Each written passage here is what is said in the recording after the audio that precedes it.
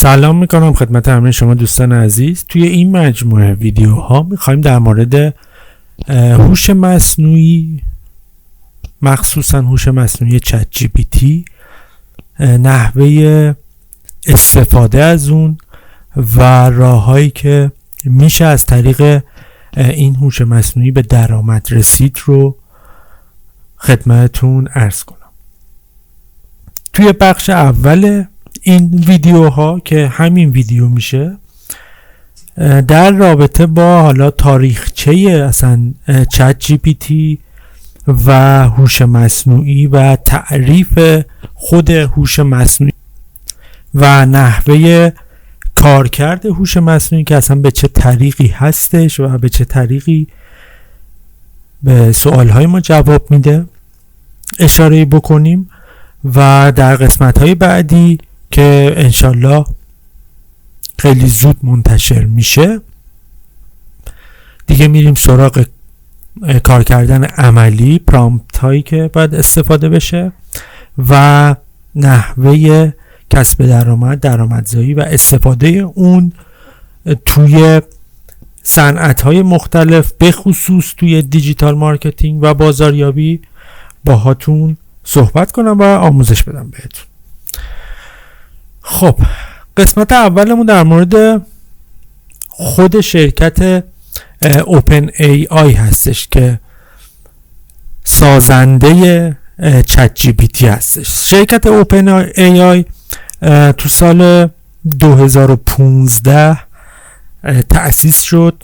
جالبه براتون بدونید که یکی از کسایی که حالا توی هیئت مدیره این شرکت هست ایلان ماسک به همراه سم آلتمن.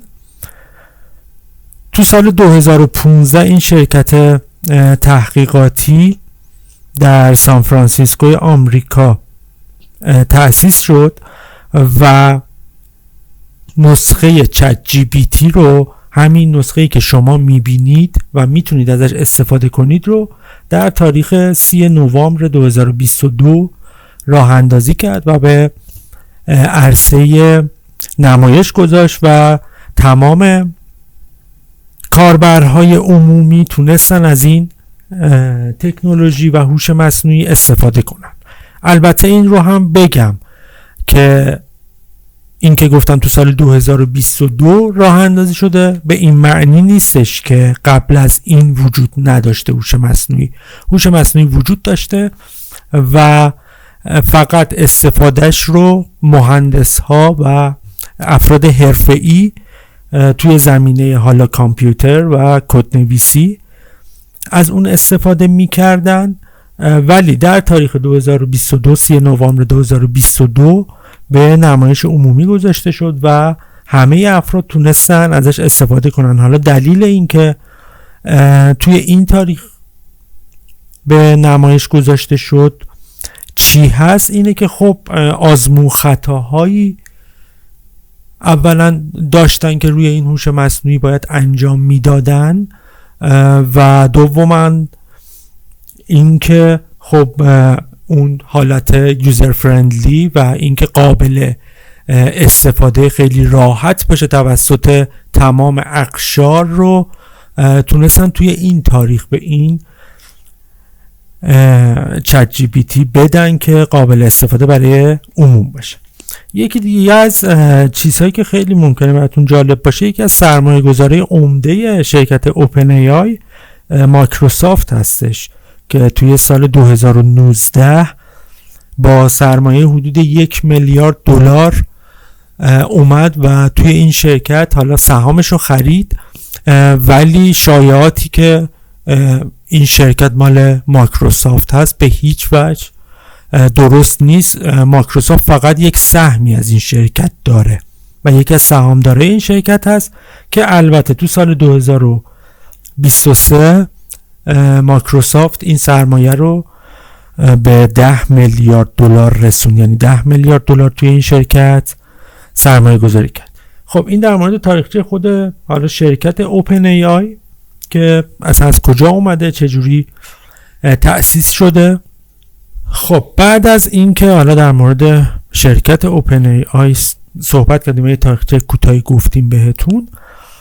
در مورد خود چت جی پی تی باید صحبت کنیم و اینکه اصلا چت جی پی تی به چه معناست و چه کارایی هایی داره. چت جی پی تی خب همونجوری که معلومه از دو کلمه چت و جی پی تی تشکیل شده. جی پی تی مخفف جنریتیو پرتریت ترانسفورم هستش، یعنی رباتی بر پایه پردازش زبان طبیعی. اینا زیاد مهم نیست، فقط به خاطر اینکه یه پیش زمینه‌ای داشته باشید من دارم اینا رو بهتون میگم.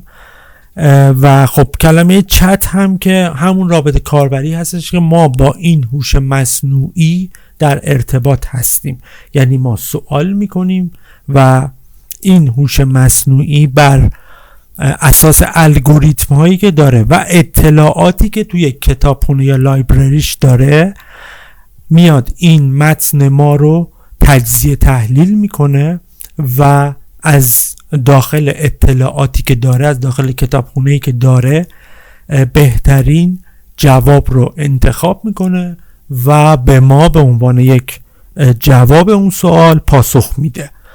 پس یکی دیگه از حالا باورهایی که ممکنه خیلی از افراد عام و کسایی که دانش زیادی تو زمینه تکنولوژی ندارن باشه اینه که فکر میکنن حالا چت جی پی تی یا سایر هوش مصنوعی یا ربات‌های هوش مصنوعی میان و اطلاعات رو مثلا از اینترنت سرچ میکنن و به ما میدن، ولی اصلا به این صورت نیستش. چت جی پی تی و سایر ربات‌های هوش مصنوعی یک ماشین، به اصطلاح یک ماشین یا دستگاهی هستن که یک سری اطلاعات رو که این تعداد این اطلاعات بسیار بسیار بالاست. حالا به طور مثال من میگم تو خود چت جی پی تی نسخه 3.5 بالغ بر 175 میلیارد پارامتر وجود داره. میاد بر اساس این سوال ما رو آنالیز میکنه، تجزیه تحلیل میکنه و بهترین پاسخ رو به ما میده. یک توضیح دیگه که باید در مورد چت جی پی تی بگم اینه که چت جی پی تی یا سایر حالا ربات‌های هوش مصنوعی کارهای ما رو انجام نمیده، یعنی قرار نیست که کارهای ما رو انجام بده، فقط قرار کارهای ما رو آسونتر کنه. یعنی چی؟ یعنی نمیتونیم روش مثلا میگم یک کارمند خودکار حساب کنیم که یک سری حالا وظایف تو اول کار بهش بدیم دیگه خودکار بیاد برای ما کارهامون رو انجام بده. خیر، باید ازش بخوایم که یک کاری رو برای ما انجام بده و فقط همون یک کار رو انجام میده و در از کارهای ما رو ساده تر میکنه. چت جی پی تی همونجوری هم که حالا تو تصویر دارید میبینید، صفحه اول چت جی پی تی که وقتی برای بار اول وارد این ربات میشیم این صفحه رو میبینیم که توی ویدیوهای بعدی نحوه کارکردش رو بهتون میگم. یک مدل زبانیه و فقط متنی که ما بهش دادیم، حالا تو نسخه جدیدترش عکسی که ما بهش میدیم یا متنی که ما بهش میدیم و پردازش میکنه و بر اساس و متوجه میشه اون متن و عکسو و بر اساس دستورات یا پرامپت هایی که ما بهش میدیم میاد پاسخ میده، از اطلاعاتش برمیداره و به ما پاسخ میده.